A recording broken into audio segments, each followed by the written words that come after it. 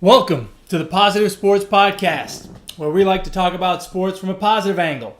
I'm your host this evening, Ed Montana.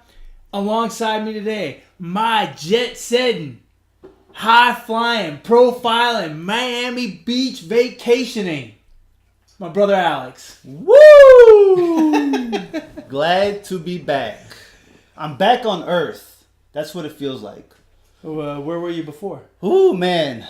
I was in the beautiful Sunshine State, vacationing with the family. Miami treat you good? Great. Orlando, Miami, it was all good. I will say this. I'm very happy to see that they didn't run out of sunscreen in Miami or Orlando this time. Listen, other times you've been to Miami, you had to check a different box when it asked for ethnicity. Well, we hit up about 3 Walmarts on the way and loaded up on pails and buckets and, load up with some sunscreen lotion. But I would like to say, are you sure that this mic is on? Well, because listen, if I want to bust out a high note on this episode like I did on the last one, and I got a few compliments on that, okay? So, I mean, props to me. All right, I want to be able to say that, our viewers and listeners can listen to me. Do you remember my forward comment to you? It doesn't matter what it was. Don't ever sing again. Don't ever. Dessa. Just remember that. Dessa. Yeah, look, we've had microphone issues. We've had sound issues. We've even had a few brain farts where people say stupid stuff and they forget the taglines or whatever. I personally appreciate you fans hanging in there with us. But hey, at the end of the day, this is episode 7, all right? We're not talking about Joe Rogan here. I mean, it's not like we're, veterans of the podcast world. So we're working. We're glad that you're working with us. We're glad that you're hanging out and having you're along for the ride with us. See, every now and then. It happens. Give us about 750 episodes. We'll be perfect. Probably. I say less than that. 650 tops. That's a good number. Hey, man, let's get started. So the first thing I want to talk about is the Six Nations rugby tournament over in Europe, because that's what everyone's talking about here. That is the hottest topic in sports right now. All joking aside, congratulations to Ireland. They won all 5 of their matches and won the tournament. Obviously, it's a 6-team tournament. You only have 5 matches. If you go 5-0, you win. Congratulations to Ireland. I love the rugby stuff. I get to watch it on NBC every now and then, and they were fantastic. But seriously, what we have to talk about is the 4 best days in sports. My arm got twisted last time, and now I give the 4 best. And I'm saying 4 days because Saturday and Sunday is as good as Thursday and Friday. Man, this tournament, wow. As much as it's March Madness, it's March Sadness. That's true. Oh, man. For some people, it is sadness. I guess. Let's go in chronological order. Let's talk about Thursday and Friday. Well, let me tell you something. When you're on vacation, you don't really have when you're on vacation to watch games. But I guess Virginia, they lose to a team that is not even a city; it's a county. I embarrassed myself because you know how it is sometimes on Twitter, right? Sometimes you shouldn't put everything on. You should not put your immediate thought on Twitter. And I immediately said, holy crap, Virginia just got upset by UMBC. What the hell's a UMBC? Sounds like your local TV channel. Yeah, exactly. I was like, and it's embarrassing. And for those of you that don't know or been living under a rock, University of Maryland, Baltimore County, the Retrievers, right? Who Lane Kiffin thinks is going to win the whole thing, which I still call bullshit on that. Yeah, no. But holy crap, finally, a 16 seed has beaten a 1 seed. Hats off to them. It was a great game, too. Virginia was in it, but you could tell they were struggling throughout. Yeah. And the problem that Virginia's had all year is they cannot score quickly. They never seem to be able to get on a long, 12-2 run and Right. stuff like that. And they got exposed by UMBC on Thursday because they couldn't do it. Yeah, I mean, man, hats off to that team because UMBC, they, to go and defeat the odds pretty much, because I don't think, well, maybe you had one or two bettors out in Vegas picking that underdog, but I mean, to come up with a win like that is pretty impressive. I'm interested to see how they come out tonight. Is it a hangover? Is it or I don't know. Well, they're playing right now against K-State. I believe it was a difference of 5 at the half, so they're hanging in there. They're doing the thing, I always said that a 16 would beat a 1, but I didn't think it would happen in my lifetime. Yeah. Well, you wouldn't think it would happen against the number 1 overall, right? Yeah. You probably out of the 4 number 1s, you would probably have thought Xavier would have lost. Yeah, right? I mean, yeah, if there was a one that I thought was vulnerable this year, but even then, I mean, yeah, that's there's always one of those number 1s that you think is weaker, but never to the point where you think they're going to lose to a 16. No.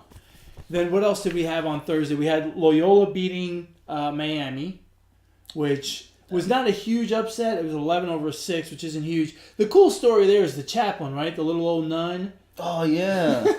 I've heard about her. I almost don't want Loyola to. Now, Loyola beat Tennessee, and so they're going to the Sweet. I almost don't want them to win anymore. I'm afraid she's going to have a heart attack. Well, I think she filled out her own bracket, and she's got them losing in the Sweet 16. Who are they playing in the Sweet 16? Against Nevada.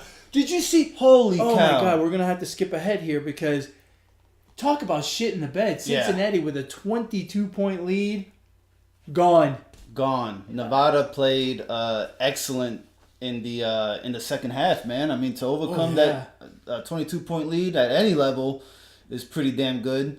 And that was an excellent game. I saw the beginning of that game and then went out to dinner, which that's another story altogether. But which, by the way, I'm glad you went to dinner, because when I called you or when I texted you, I was gonna head this way. And you said, no, hold on. And so I turned the game back on, and it was like a 10-point. You got to watch it. Yeah. I watched the beginning, and Cincinnati was just running up and down the floor, and it's like Nevada wasn't even there. Right. It's like, well, this is a problem. Yeah. So, but anyway, they played a good game with Texas. That was a competitive game. It was close throughout. That was a lot of fun to watch. Another one from Thursday, right? I think it's from Thursday. Arizona. Now, we have to go back to the FBI thing, right? Because there's a couple of teams that are pretty prominently mentioned in that FBI thing, and they lost. And Arizona's one of them. And Arizona looked like they didn't want to be there. Yeah. And I mean, I'm not an Arizona hater, but I hate to say this. As I saw them going through the handshake line, I've coached my kids in baseball and soccer. I've got 3 kids. 2 of them played quite a bit, and I'm still coaching my youngest, and so I've been through that handshake line. And my standard comment, right? I never talk to the other team because I feel like that's disrespectful. So I never talk to the other team. To the players, good game, good game, good game, good game. To the coach at the end, good game, good luck to you. That's it. Mm-hmm. I hate to say it, but all I can think about as Sean Miller's going through that handshake line is, good luck to you with the FBI, buddy. Don't end up in the pokey. Good luck. Make sure you're not wiretapped. I'm not wiretapped. I hope you're not. He is. We've talked about how much trouble he's in, but that team looked completely disinterested in being there. And then I don't know if you caught this, but immediately after the game, two of them said they were turning pro, including the kid's name. DeAndre Ayton? The Ayton kid. Right? Which, by the way, he's not a kid. That dude looks like he's got a wife and 3 kids 26. and a mortgage and everything. But immediately after the game, 2 of them announced they were going pro. So that tells me they had no interest in the game. No, and none whatsoever. And I think you were right. A week ago or 2 weeks ago, Sean Miller. How is he going? How is he going to coach? Is he mentally going to be there? If he's not there, then there's no way in heck he's going to have the kids prepared. And I think that showed. And can I get an amen on these teams that are, in some trouble? They're not going to win this tournament. Well, yeah, but I don't think. You're being a dweeb here. Because no, I'm not. It's not for the reason that you said. You were insinuating the NCAA would do something to ensure they don't win. I'm saying... Well, it's half and half. I'm saying the pressure of a looming FBI probe. I mean, if you just say the word FBI probe... I'm running. Probe by itself sounds bad. When you put FBI in front of it, Huh? It's not good. I'm over 40. Let me tell you, probes are not good. Not good at all. The rest of the first round, let's see. Nothing big. I am wearing a Michigan t-shirt today. Why is that? It is not because of the game last night. It is because I am a Michigan man. Sure. And I have a ton of Michigan t-shirts. They played... Now... They did the exact opposite of what I thought was going to happen, right? We talked about the Big Ten with the big layoff. They came out flat against Montana, and they kind of turned it on a little bit in the second half, but it still wasn't very convincing. Came out twice as flat against Houston last night, and I wasn't... By the time we got to the latter part of the game, I wasn't even upset. I was like, okay, we left all of our mojo in New York City for the Big Ten tournament, right? And we're just not going to do anything here. And my son and I are watching the game last night, and we're both there. And it's kind of late, right? And we're both there, kind of oh yeah, look, another turnover. Yeah, Michigan's going to lose. We're both upset, but it's like, what can you do? And down 3.6 seconds left. They got to go the length of the floor. Whatever. Now they have been shooting well. He inbounds the ball. He goes a little bit. Makes a pass. And then that dude, Jordan Poole. Now I know he was trying to get the foul, but it looked like... That looked like the Jumpman symbol.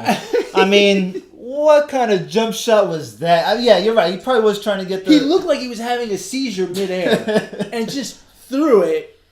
And the damn thing went in. My son and I lost it. We were the only two in here, right? Thank God no one else was here. And my son and I lost it. And we were screaming and jumping up and down and stuff. It was a great finish. It'll be a one shining moment, even if they get bounced in the next round. But again, a really good team. They're a good team. They deserve to be in the Sweet 16. Could go further.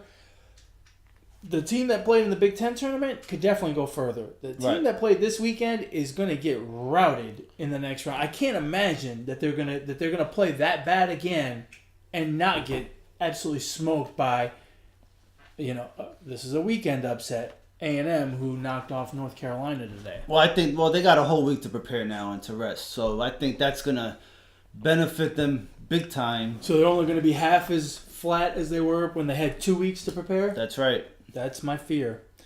Then also in the first round, you had Marshall knocking off Wichita State. Oh, I picked that. Thank you. It's the only one you picked. Hey, you want upsets? Call me.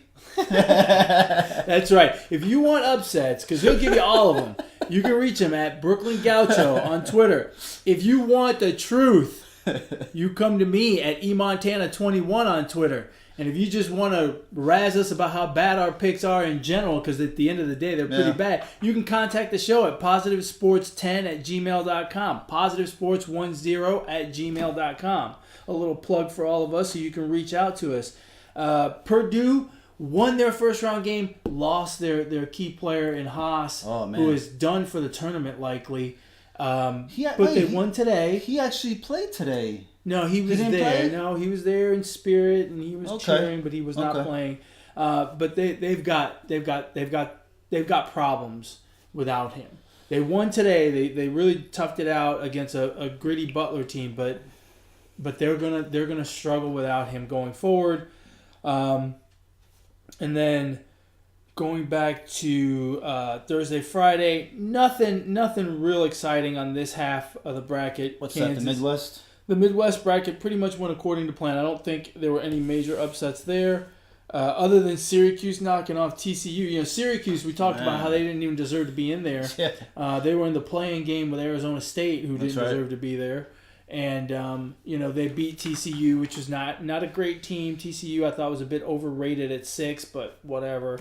And then the rest... and Michigan State, man, they shot horrible. And Syracuse, they got some long... Their wingspan on those players are long. They're gonna give Duke some problems, I think. Well, you're jumping ahead to Saturday, Sunday now, but the last comment from Thursday, Friday, Trae Young got bounced by Rhode Island. Thank goodness. And I hate to say it, but I don't think that kid is nearly as good as people make him out to be. I realize he has zero help, but if that's the case and he ends up going to the Atlanta Hawks, he's in big trouble.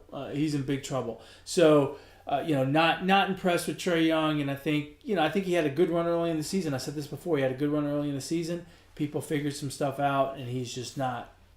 Yeah, you just got to double team him and let the rest beat you. And, I mean, that's, Yeah, but even then, he can't seem to break out of double teams. I don't think his passing game is very good. If you're getting double teamed all the time, you should be able to find ways to get your teammates involved. So, moving on, let's go to the weekend. Tell me something about Saturday, Sunday, other than the great Michigan win. Yeah, I mean, I got a feeling Syracuse is gonna give the Dukies some problems. I think they can shoot the ball, and like I said, they're players, man. They got long arms. They're tall. They can rebound. I like Syracuse. I don't know about to beat Duke, but that's all we care about here, buddy. Survive and advance. Yeah. I think Duke has looked good all weekend, done what they're supposed to do, and I think the glass slipper will fall apart on Cuse. On Cuse, yeah. Right now we got Xavier and Florida State going on. The winner there plays Gonzaga, which I think is a great matchup. You've got UMBC, the Retrievers, in case you're wondering, going up against K-State for the right to face Kentucky. That South bracket is a mess. I've never seen so many big numbers in a bracket in my life. I don't think I have one team remaining after the weekend. I think I am. That bracket is that side of my bracket is completely busted. That is a busted bracket. This is the first year I got my son filling out a bracket.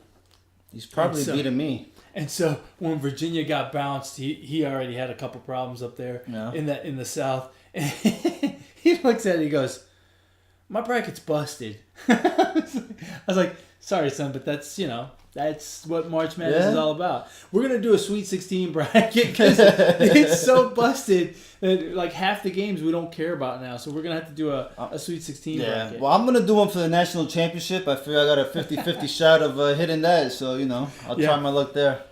Whew. So going forward, Villanova still looks really good in the East. Duke and Kansas look like they're on a collision course. We should see a great Elite Eight matchup if those two make it. I'll tell you what, back to Nova, I think you're not so hot on Purdue. I kind of like their style of play. They got a pretty gritty team. They do. I like that. They do. I like but that. I think Texas Tech is good. I think to beat Nova, that's how you have to play, is physical. I'm not saying they'll beat them, but they're going to give them a good run for their money. Yeah, that's all fine and dandy, but I don't think they're going to make it that far. I think Texas Tech is going to beat them. Texas Tech is a really good basketball team that can run the floor, and they can handle all the grit that Purdue has. I think they're going to give them I picked Texas Tech to win that game, so okay. I expect them to go to the Elite Eight and match up with Villanova. And then in the Midwest, like we talked about, Kansas and Duke. In the West, Xavier.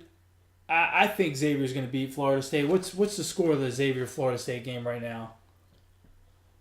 32-29, Florida State. Oh. Florida State's up 3, but it's probably not even halftime yet, right? Yeah, not even halftime yet. So, I expect Xavier will come through. And even if they don't, I think Gonzaga is the team that comes out of that matchup. Yeah. Michigan now has A&M, which theoretically is easier. But good grief, A&M looked like an NBA team. They are huge. I didn't realize.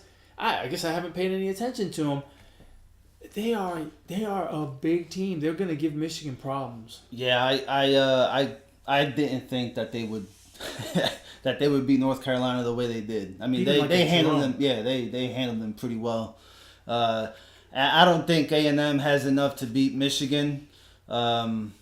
I think Michigan with the 3-4 days of rest is going to benefit them big time, and I think they rebound too well.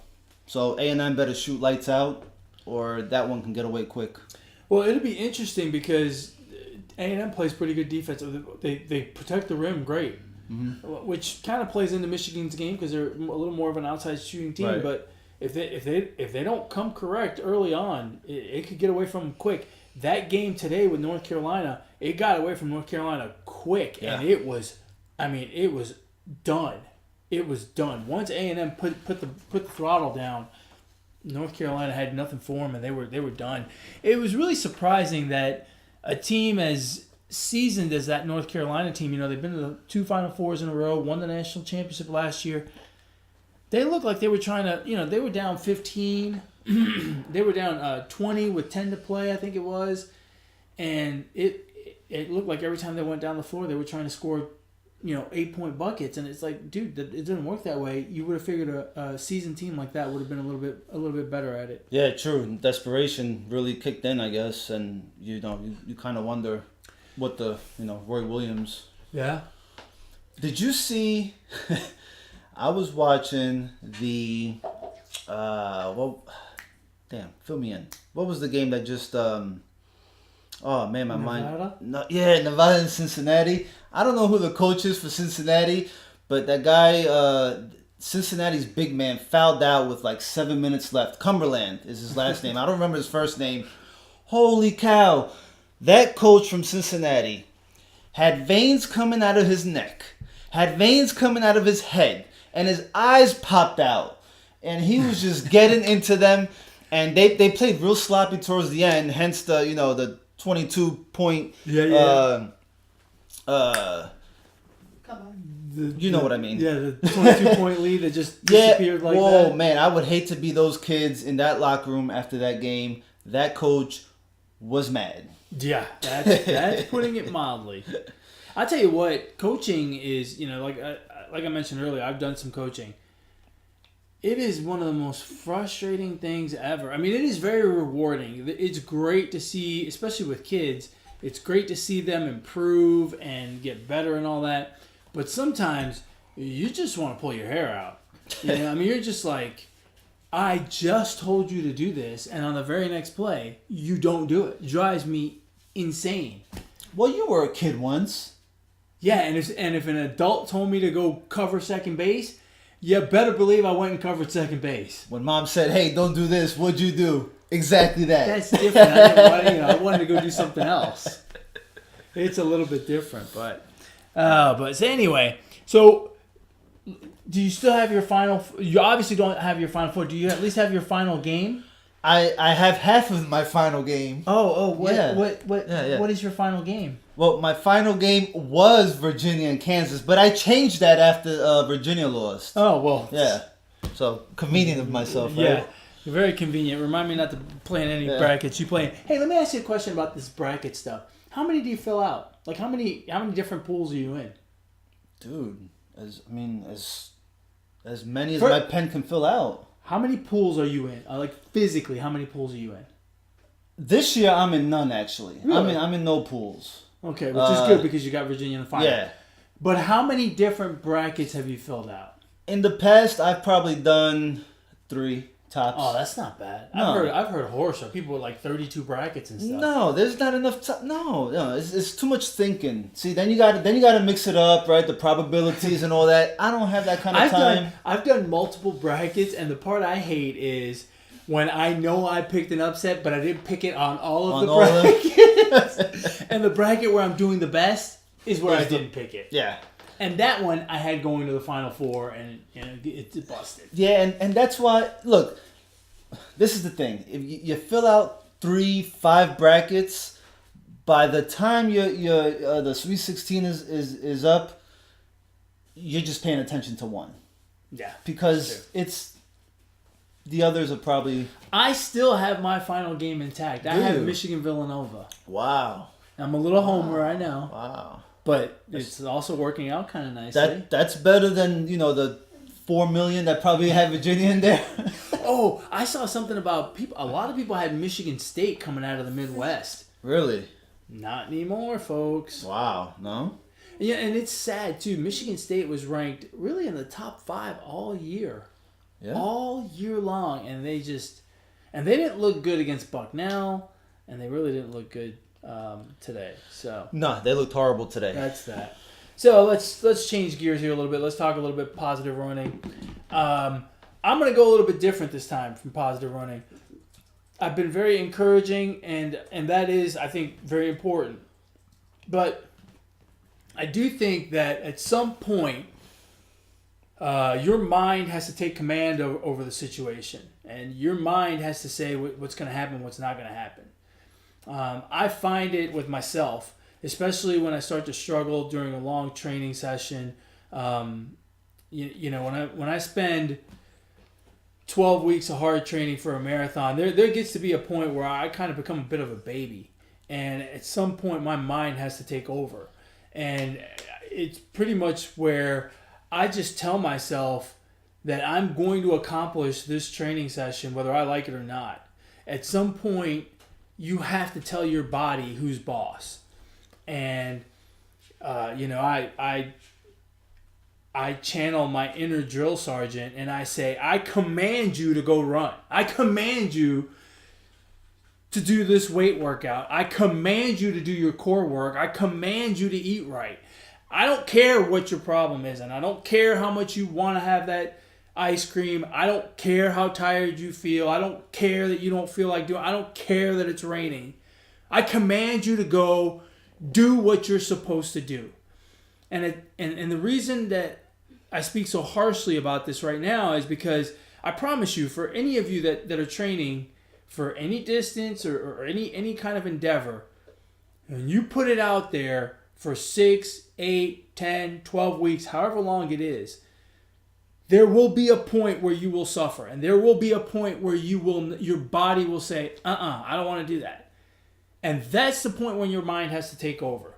And there's 2 reasons for this. One, if you fall off and don't do it, you're letting your body dictate to you what you're going to accomplish. And that's not the case. That shouldn't be the case. It's your goal. You accomplish what you want to accomplish. Your body is along for the ride. 2, on race day, when you're training for your first 10K, when you're training for your first marathon, whatever it is, whatever that first race day is, there's going to be a point where you're going to want to quit. There's going to be a point where you're suffering. There's going to be a point where you're not going to want to do it. You need that training of your mind taking over and your mind saying, I'm the boss here. This is what we do. And I don't care how tired you are. I don't care how hot you think it is. You're going to accomplish this. And you push yourself through it. So remember that. Your mind is the boss. What your mind says your body will do. Command yourself to go through the process of achieving what you want to achieve. And like I've always said, the juice is worth the squeeze. You will be better for it on the other side. I promise you. Any thoughts? I think I am the boss. That's right. And I control everything. I control the results. So absolutely, I'm on board with that, man. That's speaking the truth there. You're in control. That's right. That's right. Absolutely. If you want something that bad, then you gotta work for it. There's been plenty of times when I'm at the gym and I'm on that last set, right? I'm maxing out, and it's like, your body doesn't want to give you anymore. But you just gotta tell yourself, the results is worth it. Your mind has to be a bigger beast than your body. And I firmly believe that. Your mind has to be a bigger beast than your body. So that's my positive running tip for the day. Command yourself to achieve. Command yourself. You will achieve what you want to achieve on any given day. You will. You can. You must. That's what I think. You must. Sounds That's good to my me. feeling. What else we got? We've had a whole flurry of NFL activity. Yeah, It's kind of cool when the dominoes fell. when the NFL year, I guess the fiscal year, whatever it is, whenever that is coming to an end, is when guys are getting cut and because they don't want to pay roster bonuses and whatnot, and then That's right. of course, then once the new year opens up, they have all their free money to do whatever they want to do, and you start to see all these signings. Let's start at the top. Quarterbacks. What do you like? What don't you like? Man, I love Sam Bradford getting all that money again for doing absolutely nothing. Jeez, that guy's made $114 million in his career to win 34 games and throw under 20,000 yards. Oh my God. Yeah, he's not. He got paid twice in 1 year by two teams. I have a hard time getting paid once. I don't get paid very much. Oh my. Yeah, he is the biggest winner. Only because he does it. He does it for.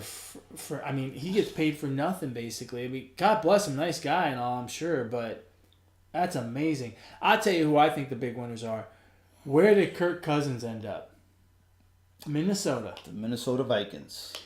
I think the Minnesota Vikings are big winners. I think Kirk Cousins is a big winner.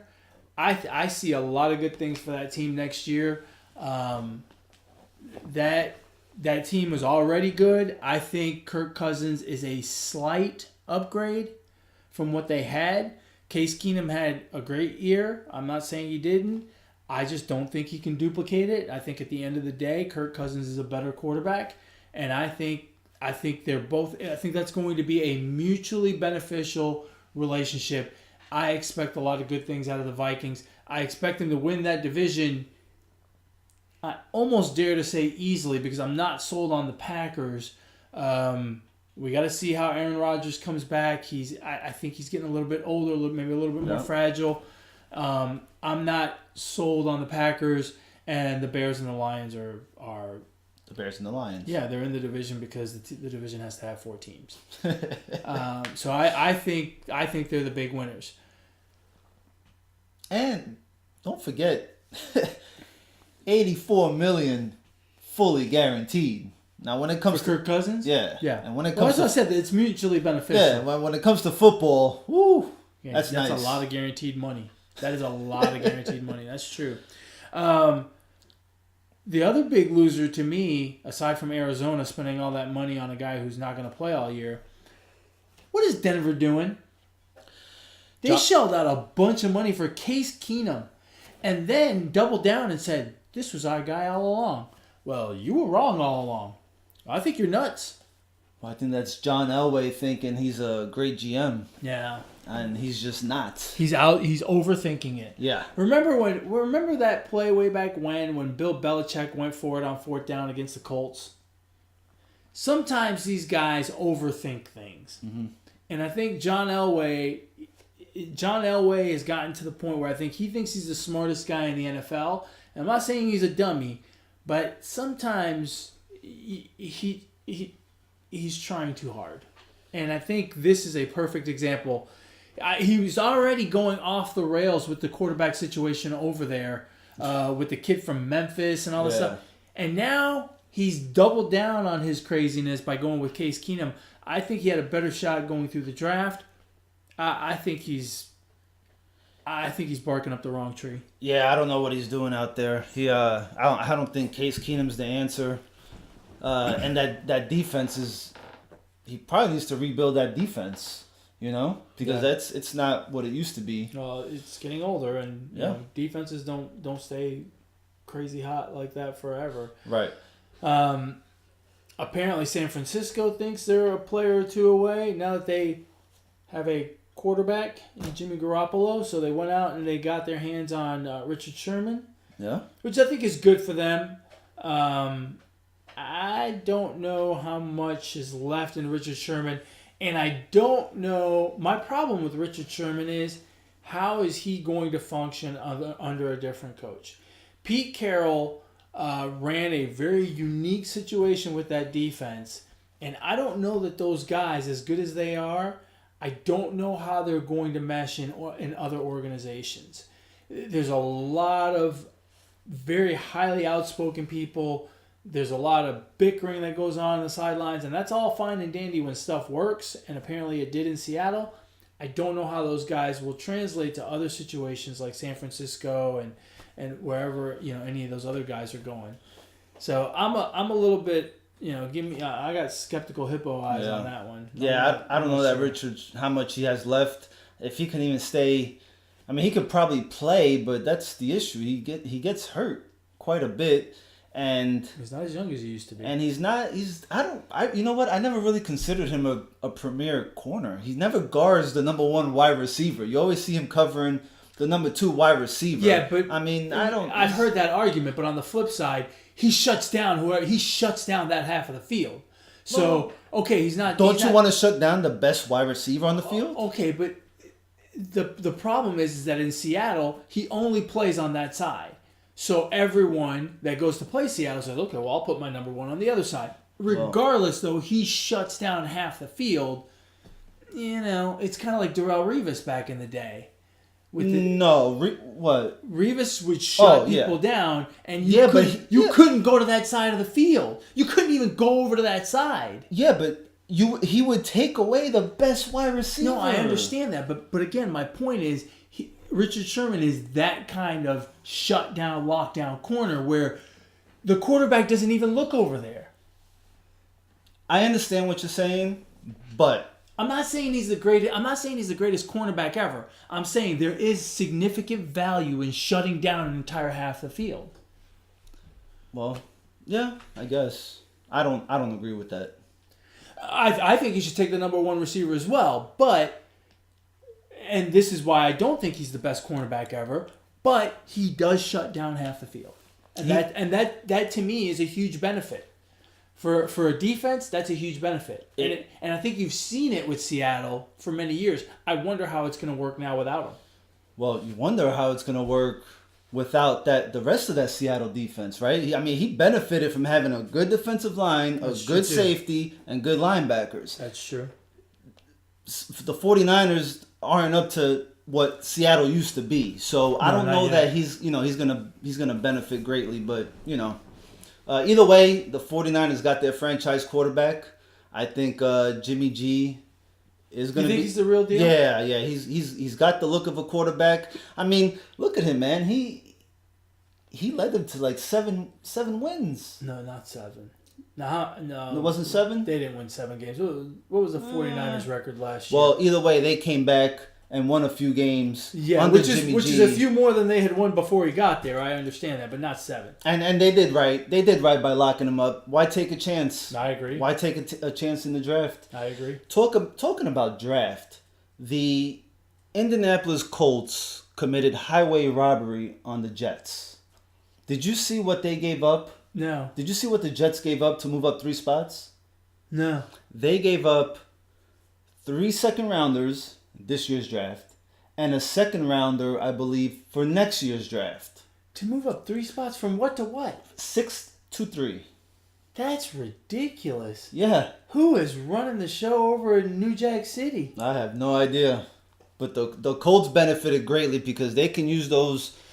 Well, they need players. Yeah, well, that's what I mean. They can use those picks. They don't need one number 3 overall pick. Right. They need those second rounders and whatnot to fill out that roster. Yeah, hopefully they get some guys to protect Andrew Luck. Because so the Jets must have someone in mind that I mean they have to be drafting quarterbacks, For but the they love just of God, let it be a quarterback. but they just signed Teddy Bridgewater, which I don't get that signing, and they re-signed McCown, which that's cool. I get it. Well, he's a serviceable backup. Right. Well, that's fine. He did pretty good before he got hurt last year. He was doing all right.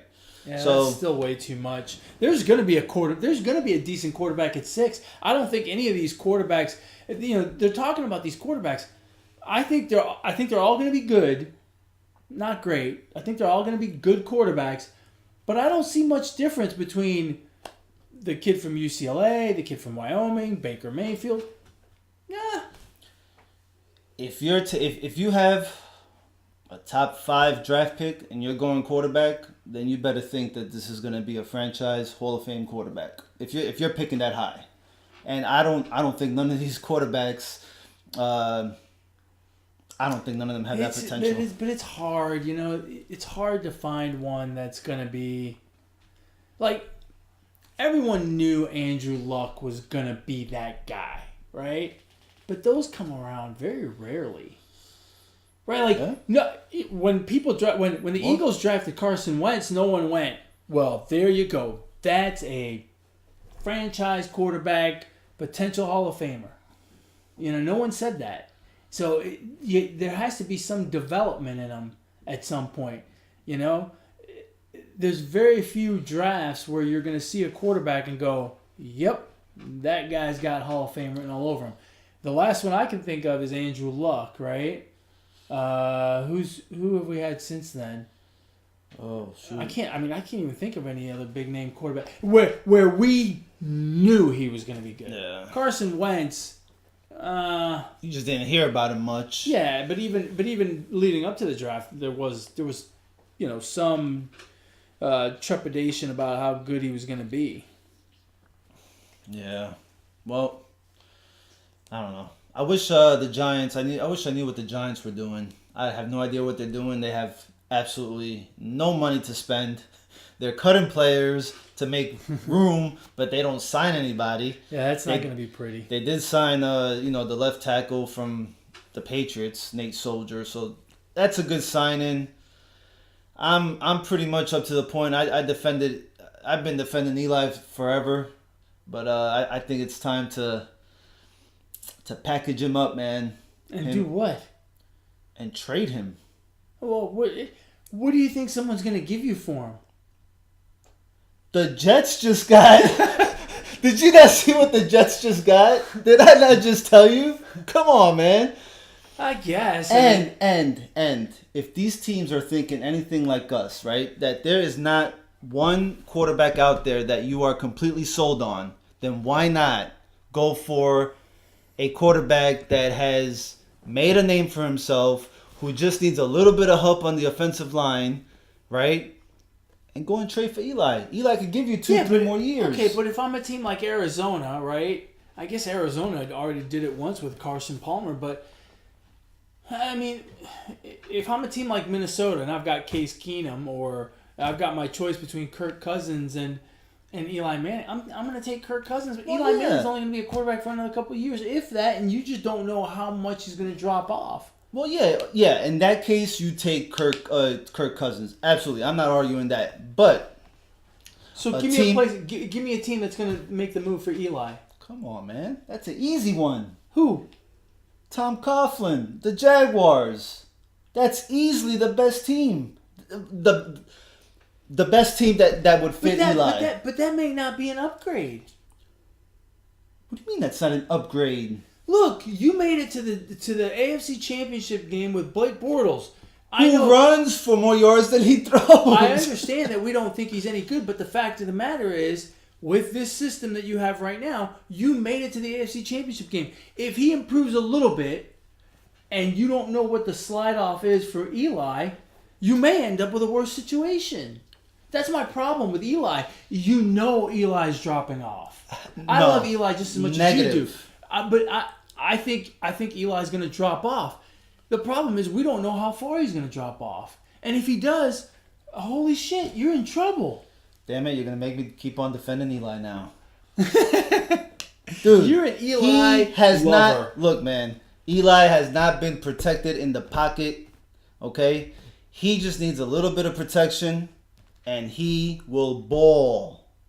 No. He will ball, and he benefits from a good defense. The Jaguars have that. He would have a running game with So does with Blake Fournette. Bortles. That's how they got to the AFC Championship Come game. on, man. No. There's no way in the world that you can pick Bortles, I don't care, in his prime or 20s, 24, 25, Whatever over it is. Eli. There's no way. There's no way. If I'm the Jacksonville Jaguars, I just don't see how making that move guarantees me to be that much better. I just don't see it. Again, Blake Bortles may improve some. He's improved some from last year. Oh, that's right. He threw for 80. He ran for 85 yards this year. He ran for 0 yards last year. I'm not saying he's Tom Brady, but the problem is for any team that's going to make the move for Eli is what is the drop off? There is no drop off. There's gonna be a drop off. He's 40 years old. The guy doesn't get hurt. If it wasn't for Macca poop screwing his damn streak. Hey, speaking of Macapoop, did you see the quote from Geno Smith? No. Geno Smith said, Ben McAdoo thought I should have been the starter. Hey, Ben McAdoo doesn't have a job, you idiot. And that's why Geno doesn't have a job either. That is ridiculous. He did not say that. He did. Oh, my Lord. That's pathetic. That's like me saying, you should have been the starter, Geno. No one gives a shit. I don't have a job in the NFL either. Hey, man, we're unemployed in the NFL. Why are you listening to McAdoo now? That's crazy. Isn't it? Whatever. I thought that was hilarious. Not in a good way either. Terrible. What are the scores of the games right now? Who do we got? UMBC is down 3 to Kansas State. How much time's left? 1:41. Oh, we may have to cut this short and go watch that. What about the Xavier and Florida Yes. State? Xavier's up 2 with 19:25 left.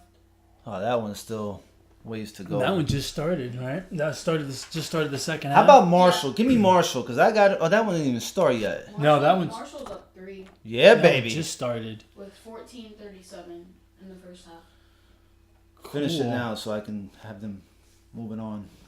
All right, so you got anything else, or you want to start wrapping this puppy up so we can go watch some basketball? Let's wrap it up, man. Let's wrap it up. All right. I know I'm gonna regret this. Oh, you're gonna ask for me to sing again? Don't make I me would- hit a high I note, would- man. I would regret that more than what I'm about to ask you. Do you have a shout out? I got a shout out, man. Oh, hallelujah. I got a shout out. A shout out, not a shutout. You're not pitching here. I'm thinking baseball, man. You Listen know, here, it's, Clayton Kershaw. Hey.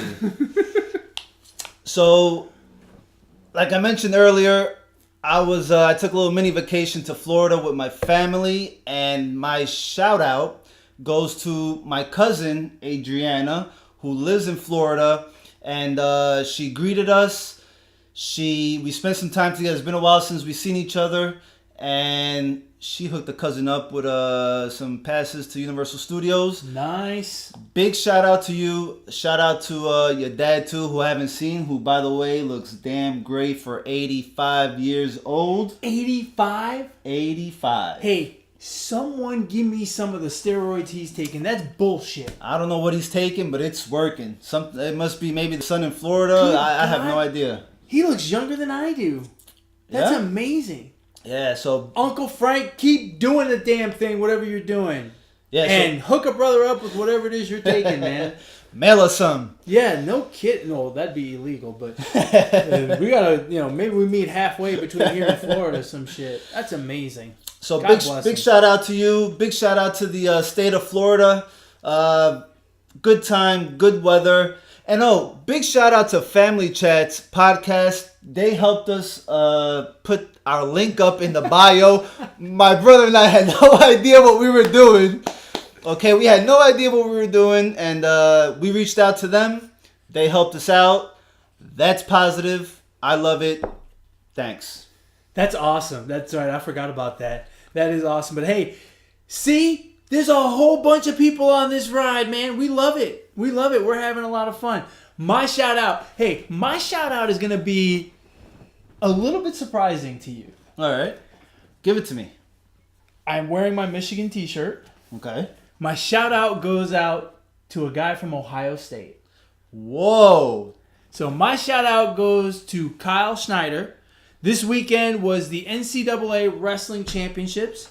I watched from the first round on Thursday. I love this stuff. I think it's great. And so in the heavyweight division, Kyle Schneider, number 1. Number 2 in the heavyweight division is Adam Kuhn from Michigan. They made it through their brackets relatively easily. They were on a collision course all year. They met twice during the season. Adam Kuhn won the first time. Kyle Schneider won the second time. They got to the finals, and they put on a performance, man. What a great match. I think it ended up being 2-1 or 2-0. Kyle Schneider won. But that's not the only reason why my shout-out goes out to him. In case you're wondering, Kyle Schneider is not only a NCAA champion this year. He is a 4-time NCAA champion. You think that's good? He's also an Olympic champion. Wow. You think that's good? He's also a world champion. He is probably one of the best wrestlers we've produced in this country in a long, long time. For him to be doing what he's doing, he's gone off and competed at world championships with grown-ass men, and he's won. And same thing at the Olympics. He comes back to college to help Ohio State, I believe, finish second in the NCAA tournament, and really just a stand-up guy all the way through. My hat's off to him. My hat's off to all the NCAA champions this weekend. There are 10 weight classes. Kyle Schneider's a heavyweight. There's 9 other weight classes. Those guys all did great. It was a fantastic event to watch. Shout out to Cleveland and the Quicken Loans Arena. Their setup looked phenomenal. 18,000 people packed in there. Damn. And they do 2 sessions. So Thursday morning, Thursday night, Friday morning, Friday night. Actually 6 sessions. Then Saturday morning and Saturday night sessions as well. And the place was packed the whole time. It was rocking. Even in the very early rounds, it was absolutely rocking. Just a fantastic atmosphere, a great event. Hats off to all those NCAA wrestling champions. You guys were fantastic. Yeah, make sure you don't tell none of your buddies about this shout out. Your Michigan buddies. Oh yeah. This might be the most illegal shout out ever on the history of Positive Sports Podcast. For all I should have set up a teaser right before I said that. For all of my Michigan friends, mute this for the next 3 minutes. But anyway, that's the way it goes, man. Hey, look, great performances are great performances, and I love seeing them. I don't care.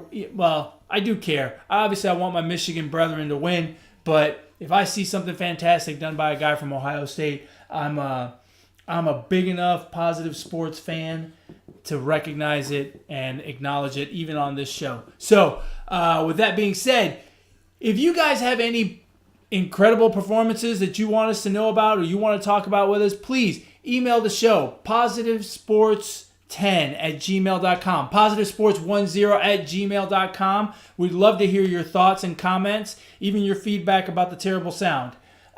Whatever you got, we'd love to chat with you. If you want to reach us individually, you want to argue with us about something, some sports stuff, you want to figure out more about his vacation, you can reach my brother Alex at Brooklyn Gaucho on Twitter. He'll be more than glad to interact with you. Same thing for me. I would love to hear from you guys. You can reach me on Twitter at eMontana21. I just realized I totally shut you out of That's okay. Introducing yourself to the fans. No worries. But hey, sometimes I just get on a roll. I must be butter because I'm on a roll. I love that one. It was one of those little ESPN-isms, right? Stuart Scott. Yeah, probably. Cool, like the other side of the pillow. Yeah, my favorite. So, with that being said, we're going to go watch some more basketball. And as always, folks, ignore the negativity. Be the positivity. Peace.